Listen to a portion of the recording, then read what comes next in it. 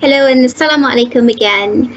Everybody, today we will be talking about a very, very important issue. No student left behind. Inclusive and compassionate remote teaching during COVID-19. Before we begin, however, allow me to share some important housekeeping announcements. You are watching this and following us via Teams live event, and that means that you don't have to worry about muting your microphone or turning off your webcams because those are automatically turned off for live event viewing. And please take note that you will be able to ask questions or leave comments for this event by typing in your comments in the Q&A panel on the right-hand side of the screen. So please remember that there is also a bit of a time lag between the time that you post your question or comment and the time that it will actually appear in the Q&A chat. If anyone has asked or commented the same thing that you wish to comment or ask, please refrain from repeating the same comment or question and give it a thumbs up instead so that we know that's an important question or an important comment. Towards the end of the webinar, when we finish up, please remember to fill up our feedback form.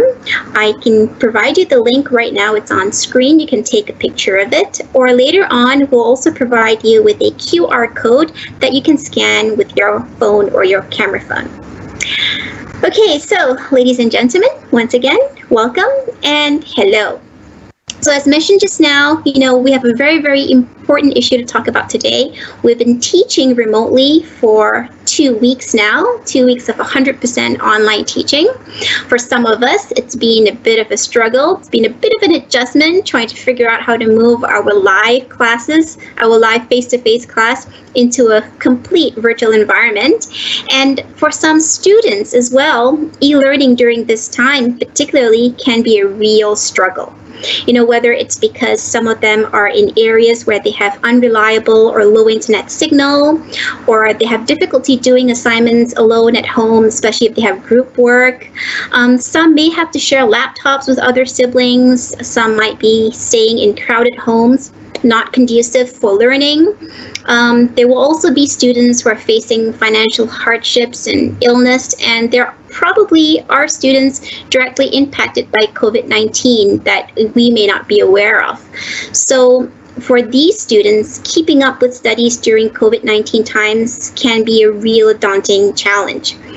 And what we're going to do today is we're going to look at what lectures like, you and me, just regular lectures, what we can do to ensure that no student in our class is left behind. On the part of the University of Malaya, the university has been reaching out to students, trying to find students who don't have access to the internet, who need assistance with data, who need even assistance with food, and that's what the university has been doing. And one of the initiatives from the university is actually providing 2,000 students, 2,000 plus students actually, with a free subscription paid for by the university for their data needs, so that they can follow their online learning. But of course, there are still students who may be facing problems because of low signal or because of all the other things that I mentioned earlier on. So today we have with us two lecturers, two very, very special ladies who make a point of being inclusive and being compassionate in their online classes to make it easy to ensure that their students, as best as they can, are not left behind. And it's my pleasure to introduce to you our two guests today. Dr. Wendy Yi Mei Tian, Director of the Center of Internship Training and Academic Enrichment. Most of us know that as Chitra. So hello, Dr. Wendy. And we also have with us Dr. Ruseslina Idrus from the Gender Studies program at the Faculty of Arts and Social Sciences. So before we actually begin our panel forum today, allow me to introduce both of them a little bit more to you.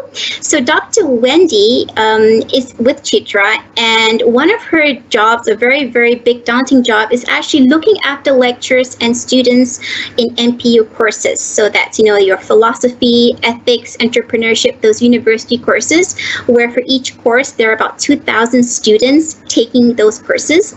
Altogether, there are about 6,000 students, and many of these courses are also serviced by part-time lecturers. So Dr. Wendy has the very daunting task of trying to ensure that none of the 6,000 students are left behind, and also trying to ensure that the part-time lecturers are, are also caring and noticing and realizing that students might have problems following their online classes. And Dr. Rusaslina Idrus, Dr. Lin, she has actually been working with disadvantaged communities for a very long time. She's worked a lot with the Orang Asli community, and she's also the coordinator for Kedai Jalanan, providing a shopping experience through charity and donation to people who are living on the streets, who are homeless. And so she is very, very aware of the disadvantages and the struggles that people have to contend with when they don't have the regular resources that many of us take for granted. So welcome to both of you, Dr. Wendy and Dr. Rusaslina. Thank you. Thank you.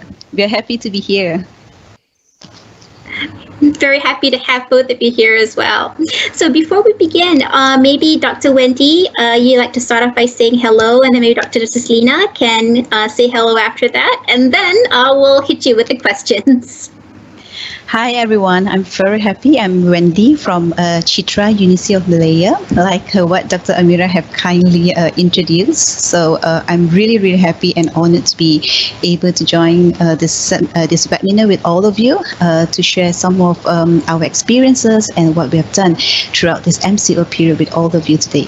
Thank you. Hi, Dr. Rusaslina. Sure. Hi, I'm Rusaslina, or I'm also known by many as Lynn. Thank you so much, Dr. Amira, and I really like to thank the EDAC team for not just putting up this webinar, but there's been a lot of support for us lecturers from the beginning of the MCO, and I really appreciate all the work that you guys are doing. Thank you so much, Dr. Lin. Okay, so I guess we can start off now. Dr. Wendy, if I can start off with you, can you share with us what motivates you to be, passionate about not letting any student left behind and to be more inclusive in remote learning? Because I know it's not easy in your case. Yeah, thank you, Dr. Amira, for that. Well, basically, there are two big reasons for me being passionate about not, having any students being left behind. Well, the first is actually about the stories. I was very fortunate during this period of MCO. I actually came across some very amazing and inspiring real life stories through some of the newspapers and some of the news that I saw online and on papers, and these stories are so amazing and they really touches me and they inspired me to do more given the circumstances that we are facing at the university. I guess is perhaps less challenging compared to what I've read in those stories. So let me share with you briefly two of these amazing stories that actually inspired me. Perhaps Umu, maybe we can have the slides. The first slide, yeah. So as you can see from the slide, the first story is actually about teachers in some remote islands in Indonesia. So during the lockdown in Indonesia, so these teachers, they had to continue to find ways to adapt to remote learning in areas without Wi-Fi for virtual classes. And these remote islands, especially that, these teachers and the students are living, they do not have smartphones or even televisions to watch the educational programs broadcasted by the government. So, so as you can see here, it's actually double remote for them. They're already living in remote islands in Indonesia. So these teachers, they had to So they're already living in remote islands, and yet now they have to do remote teaching. So it was really daunting on them. But, and because the students, they're also living in remote islands in some parts of Indonesia. So what these teachers did was they actually visited the students one after another in their homes for their daily lessons, despite the long distances they have to travel, just to ensure that no one student is left behind. So I thought this was really amazing, And the second story is actually closer to home, as you can see in the slide. It's actually a story of a national school located in the thick rainforest of Sareke in Sarawak. So majority of these children, they actually came from the longhouses without any communication facilities. And the nearest town is only accessible via perhaps 5 to 6 hour journey by boat. And that also depends on the river conditions. So, but there is this road, this dirt road, that the loggers used to use, connecting the village to town, but it is only suitable for those 4-wheel vehicles and those, big hardy motorcycles. But even that, the journey would take 4 hours on that dirt road. So after when MCO was implemented, these teachers, they did not use the lack of communication facilities as an excuse to leave the children to their own devices. So they came up with very interesting idea and method of teaching to ensure that no one student get left behind. So arrangements were actually made between the teachers and the parents, and one of the parents would actually make a weekly visit to town to buy essential items. And during that visit, the parent will actually make a phone call to one of the teachers to get hold of the assignments for the children. And the teacher will then send soft copies of photographs of the lessons and exercises through WhatsApp to that parent concerned. So some of these exercises are actually based on textbooks where the students already have it at home. So all they need to do is, to be told which page or which exercise to refer to. So when this particular parent returns to the village, all the other parents will visit him and start taking photographs of the lesson and exercises using their mobile phones, because the soft copies cannot be sent to individual parents via WhatsApp because there's no internet connectivity in their settlement. So another teacher will actually also make a weekly visit to town at an appointed time and a particular day, and to hand over the printed, copies of exercises to the parent, to that visiting parent who happened to go to town to buy groceries. So in any event, if the teacher couldn't contact any of those parents during a period of 2 weeks, the teacher himself would actually head all the way to the longhouse through, like a 4-hour drive to get in touch with the students. So the whole idea is the teachers would just, somehow or rather ensure that none of their students get left behind in their studies. So, and of course, there are times where the students have doubt, they have questions, they wanted to ask their teachers, how to work on some of those exercises. So the students will actually try to contact the teacher by phone. And in order for them to do that, they would actually have to climb a hill near their longhouse to get the mobile phone signal, But of course, as we know, the line is usually not very stable. But nevertheless, it was clear that these children, although lacking in internet facilities, but they are very keen to learn. And their parents and the longhouse headmen are also aware of the importance and the value of education. So you see, these heartwarming stories actually reminded me that the teacher's compassion is always at the heart of teaching. In fact, the teacher's compassion is actually the heart of education. So truly, I really feel, I felt that this pandemic and this MCO thing, although they have created much inconveniences and a lot of negative impacts in many people's life, it also has a silver lining, especially for us as educators. It actually forces us to pause and ask ourselves important questions. What is the aim of education? Why do we want to become an educator? And do we have what it takes to be a true educator? And all the 21st century skills that we often talk about, about adaptability, resilience, grit, and creativity, well, these are not skills we are preparing for the future, because the future is here, is right now. So we now need to adapt to the new norm of remote learning. We need to be resilient, we need to be creative, and now we need to think outside the box. So it's not really, that our students need to learn the skills, but I realize we as educators, we also needed these skills very much, right? So the second reason, I said there's two big reasons, right? So the second reason is actually because the United Nations 2030 Agenda for Sustainable Development, the theme is actually leave no one behind, right? So very often people get left behind because they lack the resources. They lack choices and opportunities to participate and to benefit from development progress. And as we know, education is the right of all children, or students in our case. So they should not be deprived just because they have limited or no internet connectivity, because of where they live, or just because of their socio-economic background. So when it comes to education, to me, I believe that these students shouldn't be marginalized. So these are the reasons, really, Amira, that motivates me and inspired me to be passionate about not letting any student to be left behind and to be inclusive in remote learning. Back to you. Thank you, Dr. Wendy. That is a really inspiring story, and it's actually quite humbling to think about the effort and the extent of, the difficulties that teachers in really, really remote areas actually have to go through. Of course, we're struggling ourselves, but it's probably incomparable to what they are doing there in the Indonesian islands and in Sarake. So thank you so much for sharing that story, Dr. Wendy.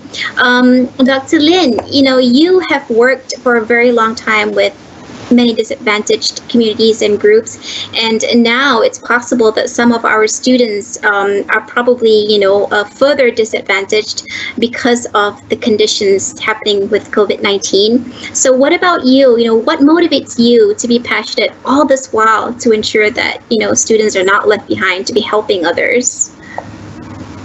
Thank you so much for that question. I mean, first of all, Wendy, I love the stories that you shared with us. It's definitely puts a perspective on sort of the struggles that we go through in trying to get, our online learning classes going, and versus some of these teachers who, have to take their motorbikes or, climb up a hill to be able to send information. And I've also been following some Orang Asli villages and communities that are doing something similar as well, and it's really amazing to see how motivated the students and the teachers are.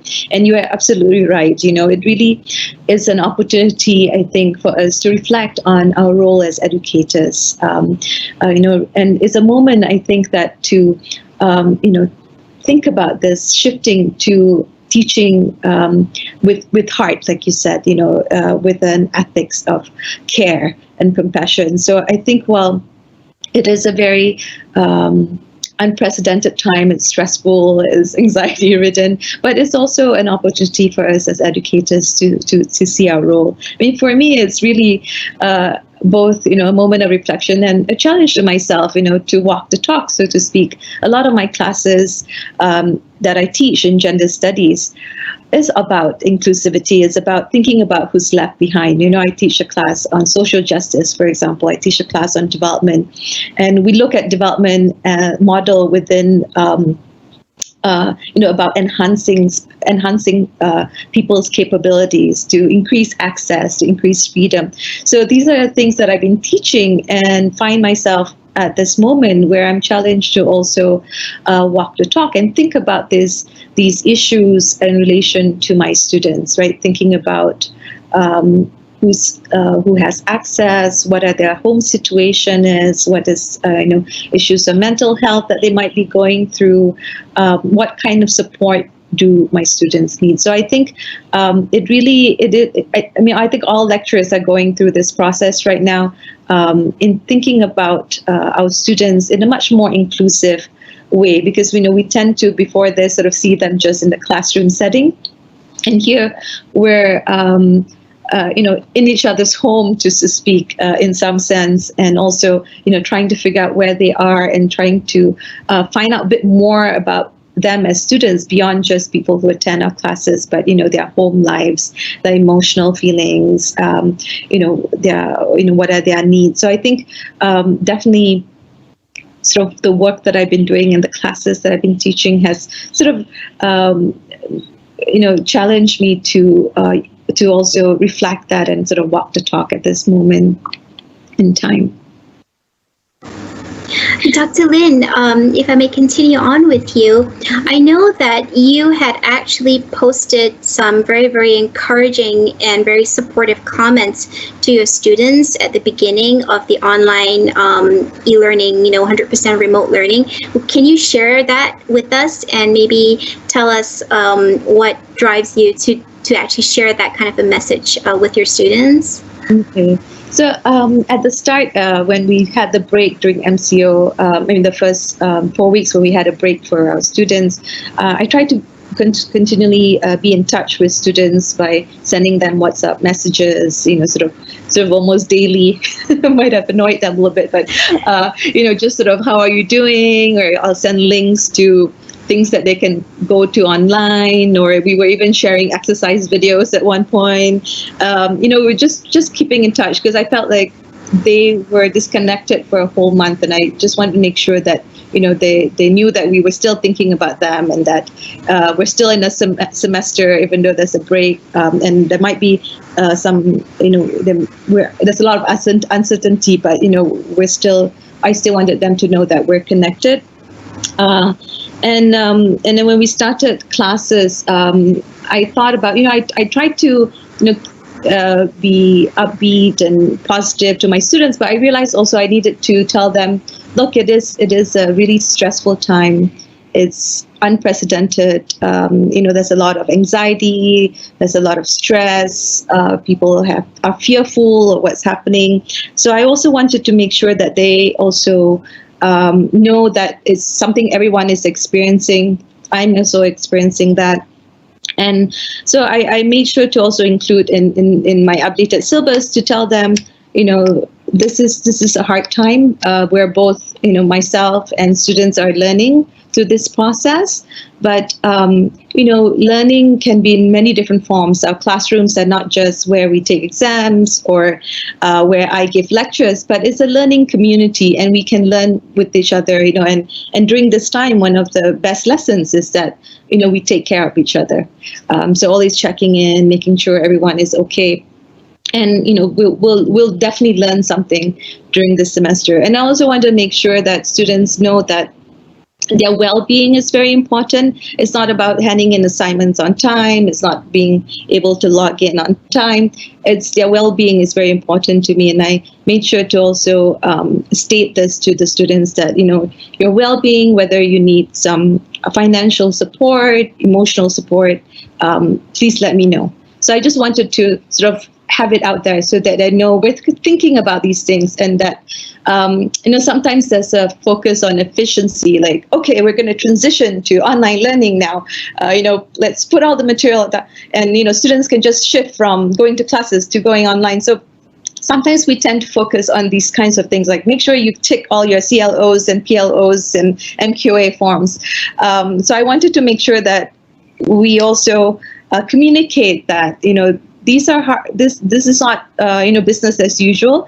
It's a very unusual time. We're in a pandemic. We're doing online classes during a pandemic. So I think students need to know this as well. I don't know if I should continue to talk a bit more about sort of the class. I think I'll stop here for now and let you ask other questions.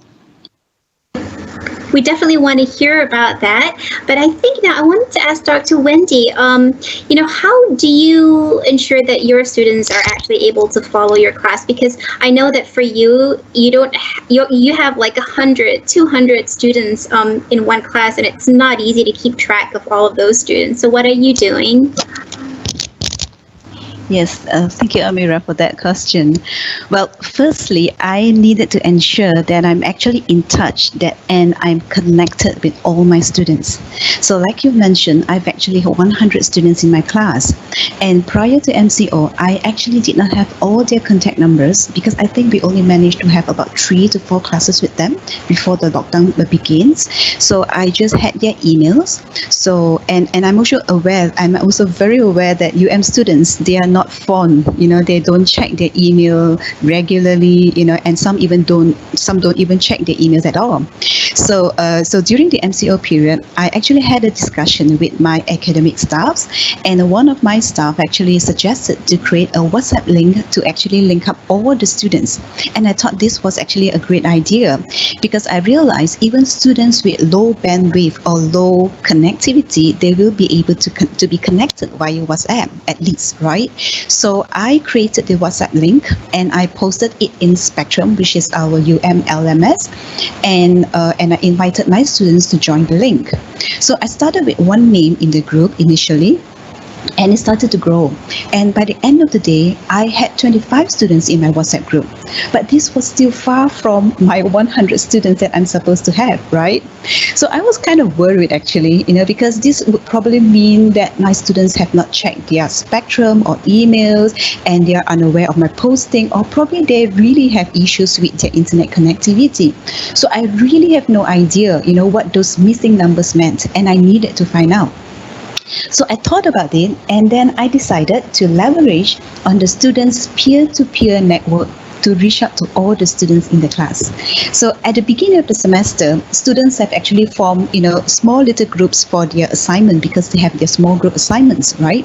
So they have actually created their own small network, their own small groups, and because they need to work on their assignments, the small group assignments. So I decided to leverage on that network, and I asked those who have actually joined the WhatsApp group, the 25 of them, to contact their group members and even their faculty members and friends from our class whom they know, and invite them to join the WhatsApp link. And true enough, these students' networks are super amazing. It works just like the fiber optics, It's so fast, it's so reliable. And within the second day, I actually had all my 100 students join the WhatsApp group. So once all the students are on board, I could check on them if they have any issues with low connectivity, or if they have problems joining the online classes. Probably they do not have enough devices, because they may be sharing the one and only device at home with their siblings and parents working from home. And I could also check if they can actually work on the online assignments which I've actually uploaded for them, and a lot of other things I could actually check on them, either via the group or actually personally, right? So this is basically what I did, the initial step to be connected to all of them. But I guess it is actually a very crucial step to ensure that all my students are able to follow my online classes. But actually, like what Dr. Lin just mentioned, and I totally agree, it's actually not so much about, having them, to join the classes, but more importantly is to stay connected with all my students and to make sure they know that I'm thinking of them, and if they need any assistance at all, not only with regards to their assignments or their lessons, but even their personal well-being, they can easily be in touch with me. So basically, this is what I did, even for my 100 students in my class. Yeah. That is really amazing. 100 students, and you can actually be in touch with every single one of them. So kudos to you, Dr. Wendy. I have a question that, after hearing both of you and what you were saying about how you've actually offered your students, you're supporting them, you're telling them that if they need help to contact you, and not just help about the studies, but basically you're offering them to just contact you if they need any kind of help. And some people may wonder, wouldn't you be overwhelmed or inundated with students taking advantage of your generosity? Dr. Lin, would you like to maybe address that? Well, I have a different kind of situation than maybe Dr. Wendy. My classes are smaller. I have one class that's about 31 students, and I have another class that's 10. So that's much more small, manageable number. And we have been using WhatsApp for classes for several years now. So as soon as we start class, we would create a WhatsApp group so everyone's connected from the very beginning. Because like you said, students don't really like to read their emails. So WhatsApp is like the best way to get connected to students. So that was very helpful to be able to do that. In terms of whether students would take it's definitely we are needing to invest more time because we are using multiple platforms, and we'll talk about it a bit later. We want to talk about the class, how we're doing our teaching. But also, I think, again, it goes back to this ethics of compassion. I think for me, it is rethinking my relationship to my students as well. I have, I think I have, I like to think I'm a friendly lecturer, and students come up and chat with me in class and, between classes. But, there's always been a separation, right? Because our private lives and our teaching lives as lecturers at the university. But I feel that during this time, there's a little bit of opening of that boundary. And I think the division the boundaries are still important, because you still need to have your private space. But there's a little bit of opening up, and a bit more, I feel like I'm showing more vulnerability to my students. Like, I'm telling them, yes, I am also, struggling to figure out how to use the system. And, the other day I was just talking to a student she said she's been having a hard time sleeping. And, I told her that I've been also had, terrible sleep schedule now. And I feel like, we're just being a bit more vulnerable to each other. And I feel that it's actually not a bad thing necessarily. It allows, for both sides to humanize one another, not just student teacher, but, we're two human beings. And I think this is part of the learning process as well, as a community, that I'm also learning, and hopefully my students are also learning. Humanizing each other, that's a really, really great concept or sentiment, really. I guess I can ask Dr. Wendy then, how do you humanize 100 students in your class? And again, the question I was asking as well just now, don't you get overwhelmed? Do students take advantage of this connectivity that they have with you via WhatsApp? Yeah, actually, they don't. Even though I have like 100 students, they don't actually take advantage. I'm not sure, at least not for this class that I'm having.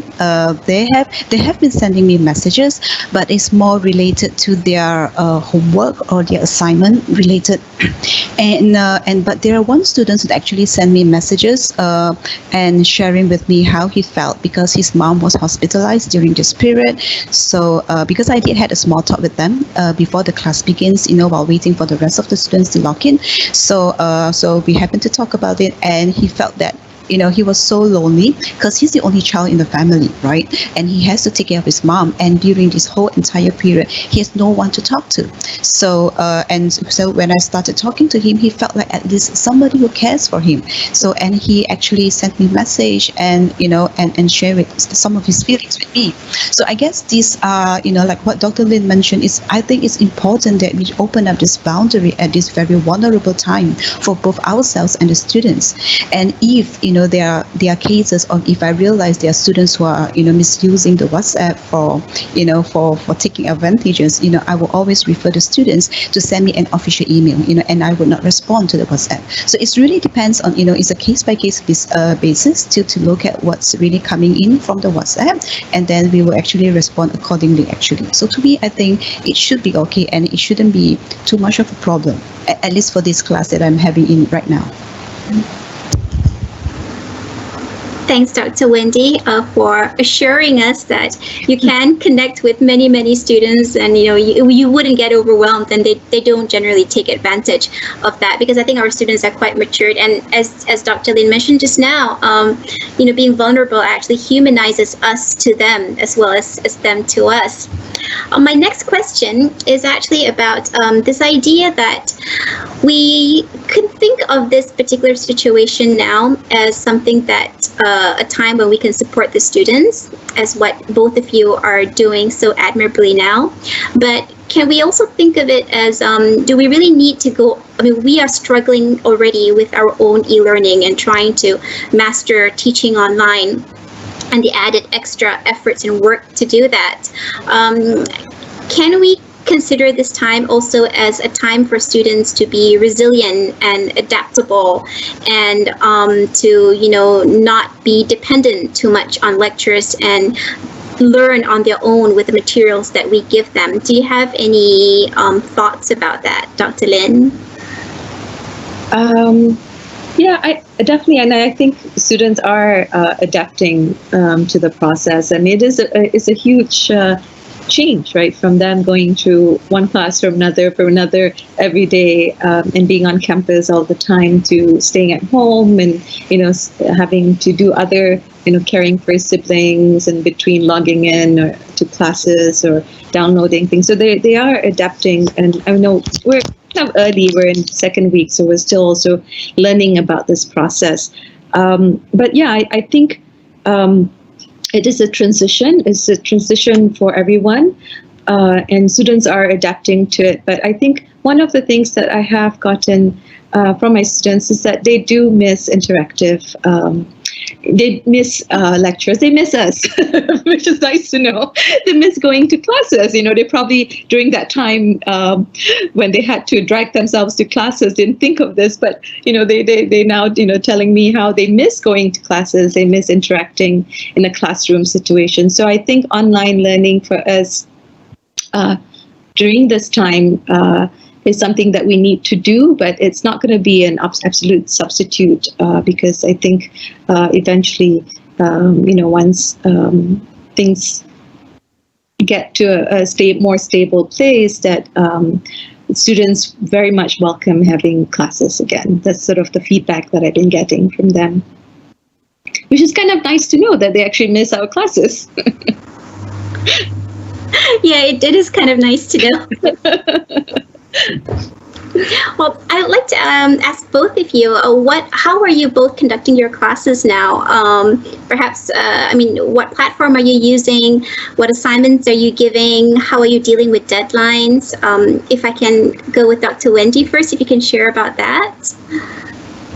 Yes, so for me, I'm actually using Google Meet, and because I've actually somehow at the beginning when the MCO started, so I've actually sent like a schedule to my students and tell them how many face-to-face online classes, the virtual classes that I'm going to conduct with them, and how many classes will be on video recording, and how many classes will be independent learning.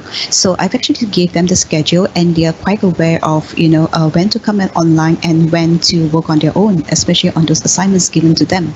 So I've been using Google Meet, and it has been quite reliable, I would say, and it's quite user-friendly, and most of the students, because it uses the Mail platform as well, the Google Mail, the Gmail, so I'm able to get all my students on board using Google Meet. So it has been very helpful, actually.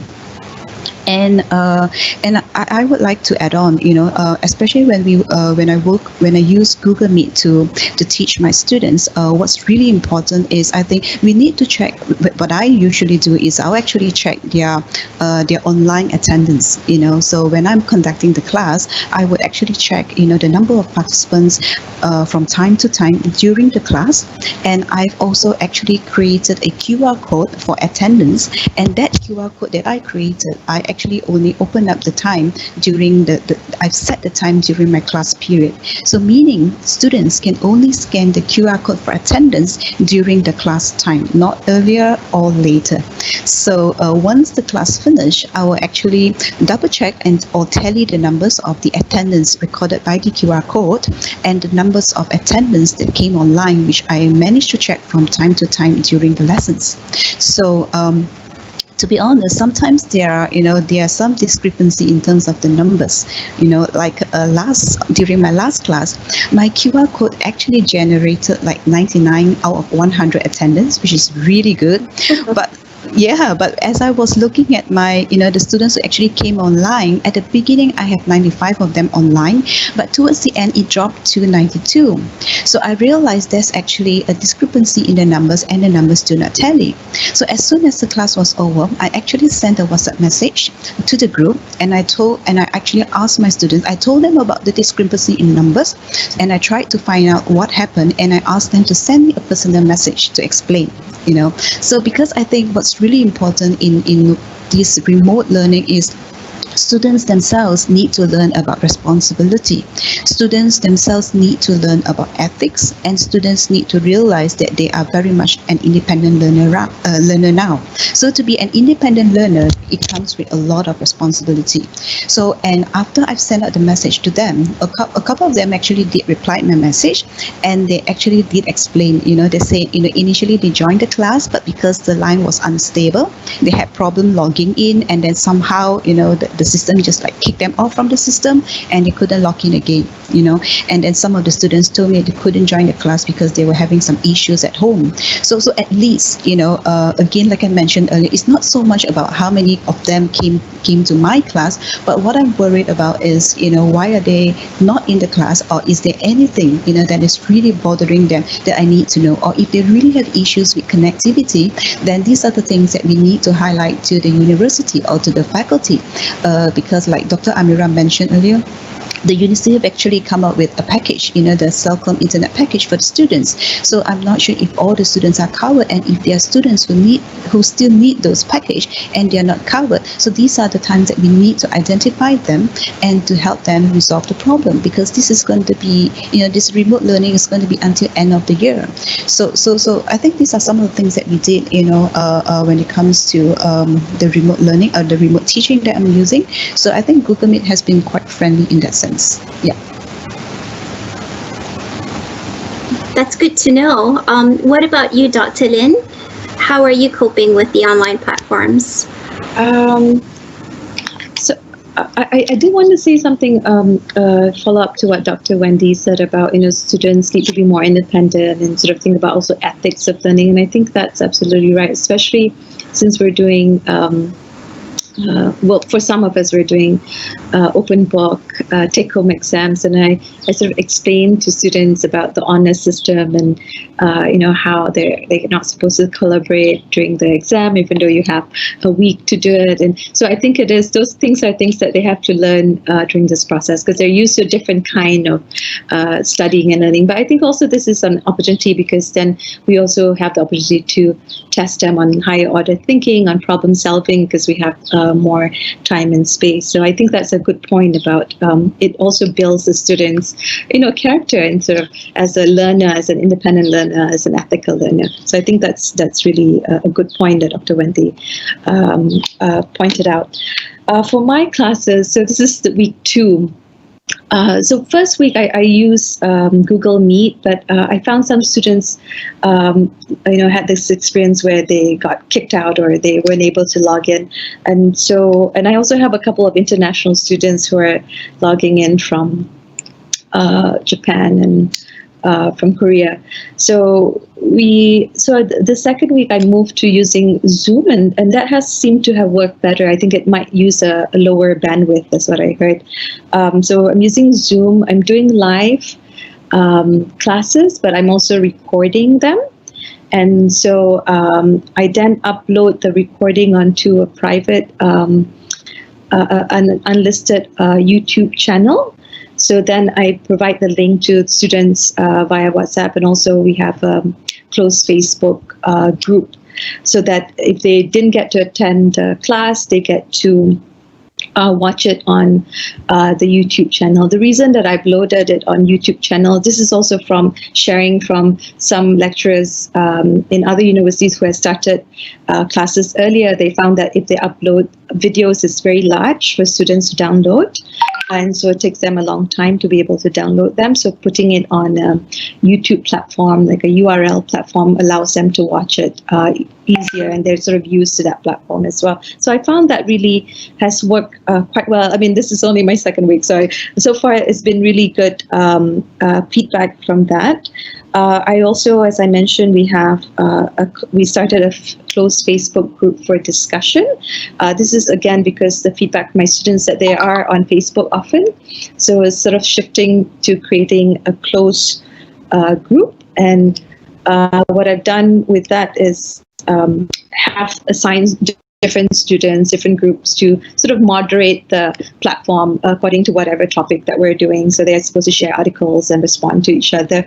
So far it's been quite a good, you see different varying levels of people who are more interactive on it than others. But I also don't want to sort of force the hegemony of Facebook to students. So I give them, the option. You have the Facebook group, but if you don't feel comfortable on that, we also have we do use, everything is repeated on Spectrum, basically. So there's a forum created on Spectrum that students can also, put their thoughts or share articles there. And also all the links and all the slides are also on Spectrum. So Spectrum is one that's like a constant. We put everything there. The Facebook group is more interactive. I think students seem to like that better, and they're used to that platform. We also have WhatsApp, which we've used, for many years. And I discovered, leaving voice messages for students is quite a good way to give instructions. They seem to appreciate that even more.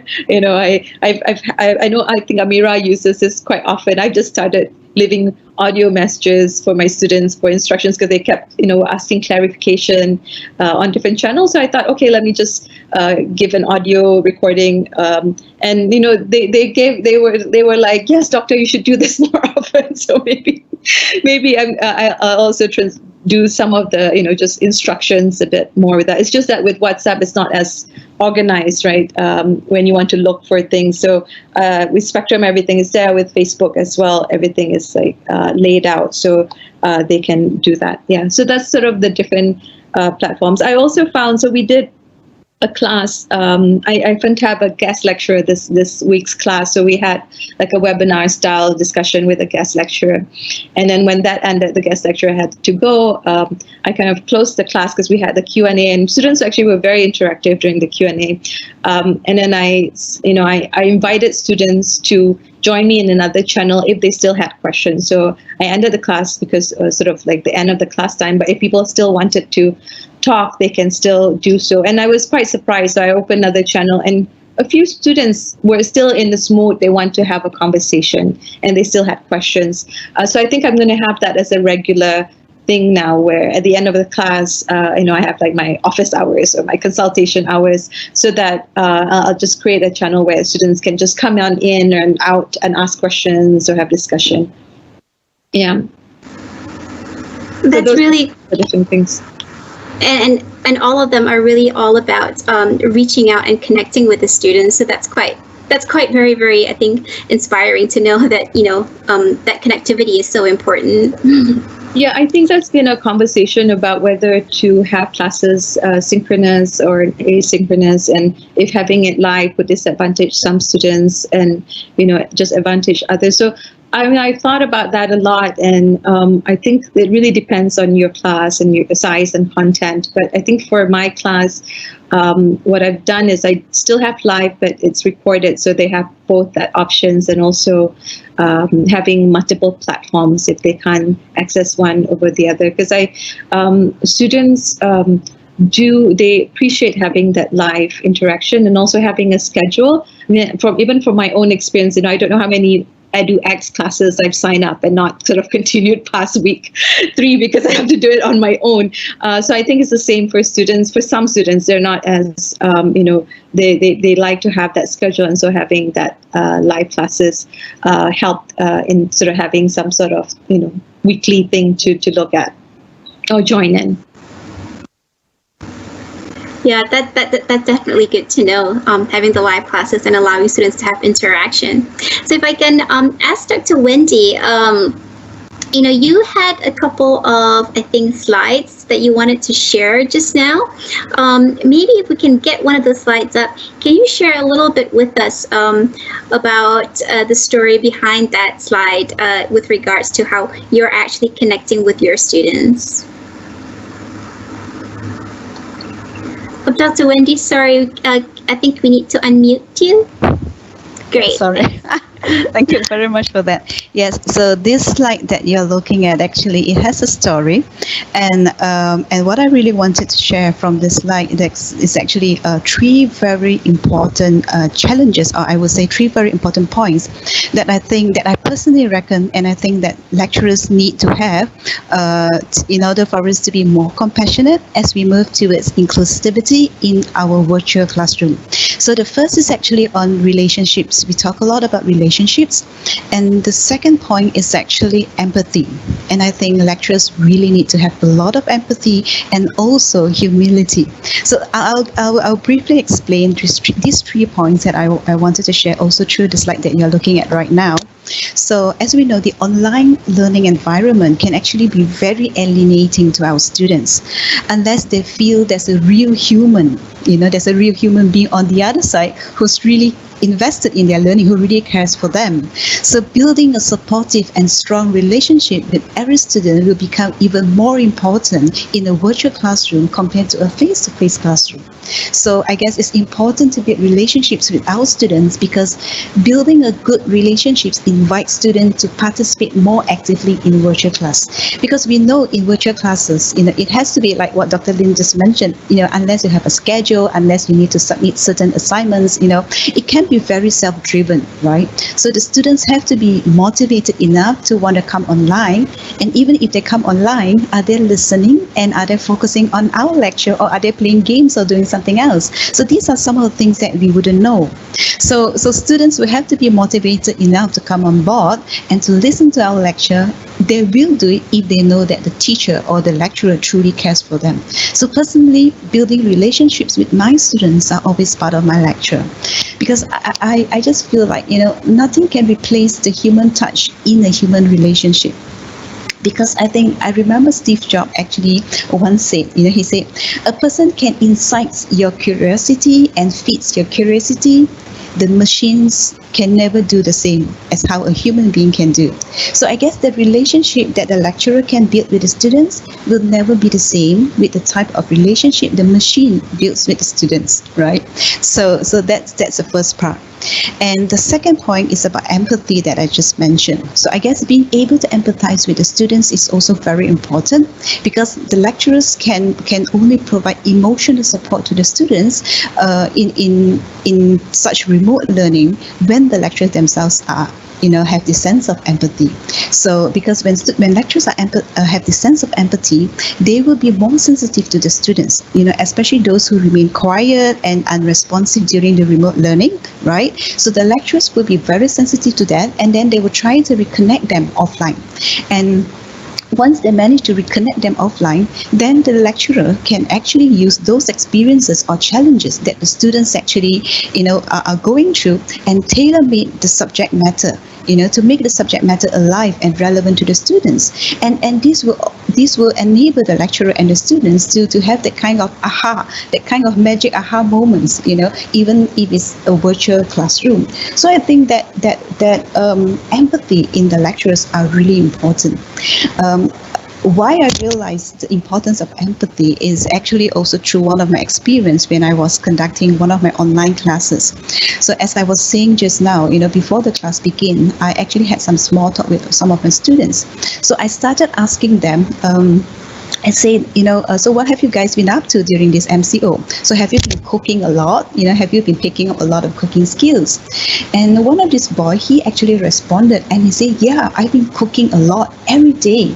And I said, why? Why are you cooking every day, right? I mean, especially a boy. So I'm sorry for my stereotype, but but he said because he's the only son in the family, and his mom just had an operation, and he has to cook every day for his mom.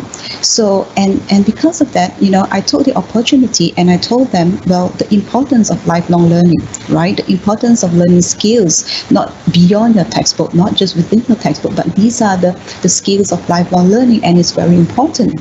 And then, I told the boy, please send my warmest regards to your mom. And the boy was so touched, and he was so happy to hear, a lecturer actually asking about his mom. So to me, that sense of empathy is just, like what Dr. Lin mentioned, humanizing education is so important. So my third point is actually, I mentioned about humility. I always regard myself as a dinosaur, right? Or from the dinosaur era when it comes to online teaching. So there are so many things I had to learn from scratch, and I have to learn from my students and even from my 11-year-old son. So, I think it's important to have a sense of humility and to be transparent as a lecturer. And it's okay to let the students know that we do not know everything. Yeah, and I always regard myself as learning alongside with my students. So I remember during the first class when I started, I told my students, well, this is my first online teaching and I may not be able to multitask. I need to look at the slides, I need to answer questions from the chat group, and I need to admit students who are just signing in late for the class. So, it's just mind-blowing for me. So I told the students, if there are any questions that you could help me to answer in the chat group, please do so. So, and true enough, a lot of questions actually came in from other students about some of those technical problems they were facing. They couldn't scan their attendance and so on and so forth. And the students are the ones who actually helped me answer all those technical questions, and they gave instructions to their friends on how to navigate the technical problems. It was such a relief for me. And the students themselves told me that they felt good because they felt like they are also part of the class community. So I feel that, humility brings about equity. We want the students to know we are also learning at the same time, perhaps different things in different ways.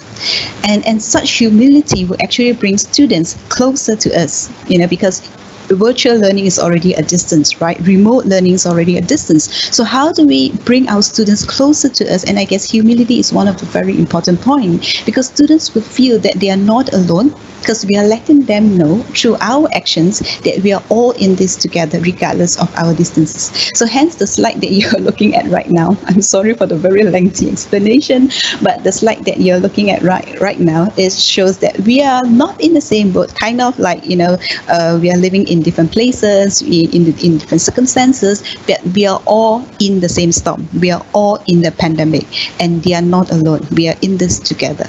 So basically, this is what I wanted to share in this slide. Thank you, Dr. Wendy.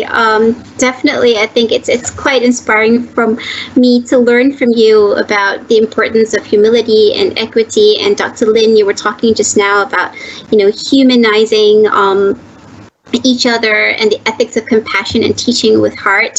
So I think this is really, really important for us to actually learn to be not just educators and teachers, but I guess also to be humans and, in the classroom together with our students. But I guess at the end of the day, though, lecturers have quite a number of challenges. Dr. Lin, what would you have to say? What are the challenges and how can we overcome some of those challenges to exercise more compassion and be more inclusive in our virtual classroom? I think it is about sort of being aware that it's a learning process and that, things might change from time to time and that you always have to respond to changes and adapt to changes.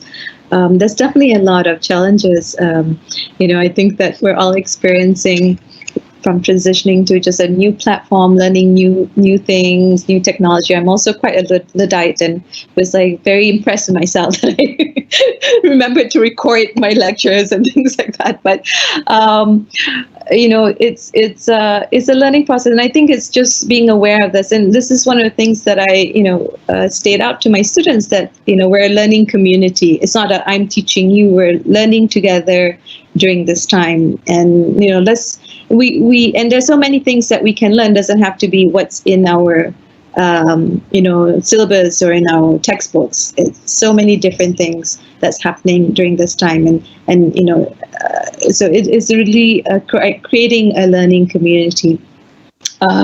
So I think that's sort of one of the things, and definitely there'll be a lot of challenges, and I think definitely leaning in with each other, the lecturers also. I found it helpful to talk to some of the lecturers also, like what are they doing, and how did it go, and some of my friends in USM, for example, they've been teaching for several weeks now. They're sort of at the end of the semester, so also asking them their experience now that they're starting to do exams. So I think also just sharing among the lecturers has also been very useful, learning from each other, being more open to sharing our things that we tried and didn't work, and also what has worked. So I think that's very helpful. The other thing I wanted to also say, maybe not directly related to your question, but I also wanted to, as a reminder to myself, and also it was a kind of a realization for me too, that we also need to think about our staff around us, because I remember the first couple of weeks, when we started being active, and I was seeing how students would send out. Sorry, I'm hearing an echo. So let me just see that. Yeah. So for the staff, I noticed that they were sending messages at 2 a.m., 1 a.m. in the morning, and I was wondering, like, why are you sending messages so late? And then I also realized they're in this situation where they might be sharing their laptops with their children. They also have to take care of their children during the day, and so the only time they have to do the admin work is when they adult on the laptop, right? So I think also for me it was also a realization about thinking about inclusivity and compassion also to other people that we work, not just our students. Yeah, working from home is actually very, very challenging as well. I apologize for that echo. So I'm speaking really slow to allow the echo. But luckily, this is happening towards the end. It's a signal. So it's a signal, possibly, yes.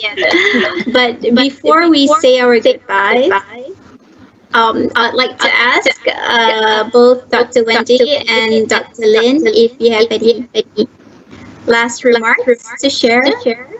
And maybe Dr. Wendy, if you'd like to go first to say goodbye. Yes. Yes, I still hear echo. Well, I'll go very slowly. Perhaps we can show the last slide. So I would like to share a beautiful quotation by Dr. Daisaku Ikeda, a peace builder, Buddhist philosopher, and educator, author, and poet, as my final remark.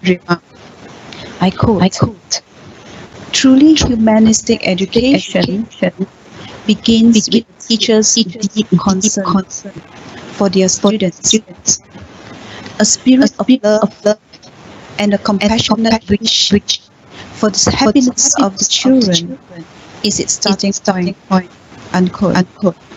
So as we are driven in this new norm of remote teaching, we need to put this spirit of humanistic education into practice even more, so that no one student will be left behind. And we need to remember that education is a right, and it has to be inclusive, regardless of the tools we use. That's it from me. Thank you, Dr. Wendy. Beautiful quote. Dr. Sasina, your final remarks? Sure. It's quite funny with the echo. Thank you so much for this opportunity to share.